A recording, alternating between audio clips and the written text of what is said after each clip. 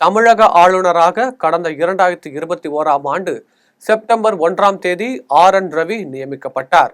நாகாலாந்தில் 2 வருடம், தமிழ்நாட்டில் 3 வருடம் என ஆளுநர் பதவிக்காலம் 2024 ஜூலை 31ஆம் தேதியுடன் முடிவடைந்தது. ஆளுநரின் பதவிக்காலம் 5 ஆண்டுகள் நீடிக்கும்.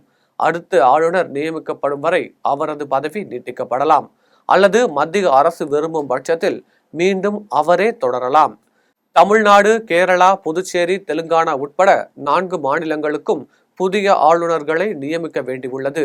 தமிழ்நாட்டை பொறுத்தவரை ஆளுநர் RN ரவியே நீடிப்பார் என்று தகவல் கசிய தொடங்கிய நிலையில் ஆளுநர் கடந்த 15ஆம் தேதி டெல்லி சென்று மத்திய உள்துறை அமைச்சர் அமித்ஷாவை சந்தித்தார்.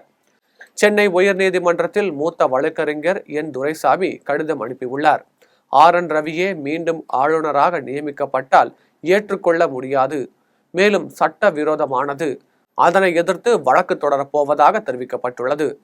ஆளுநர் நியமனம் குறித்தான கேள்விகள் தகவல் அறியும் உரிமை சட்டத்தில் கேட்கப்பட்டுள்ளது. ஏற்கனவே ஆளுநருக்கும் அரசுக்கும் 7ஆம் பொருத்தம் நிலவி வரும் சூழலில் மீண்டும் ரவியா என்று ஆளும் தரப்பு விழி பிதுங்கி உள்ளது என்னவோ உண்மை.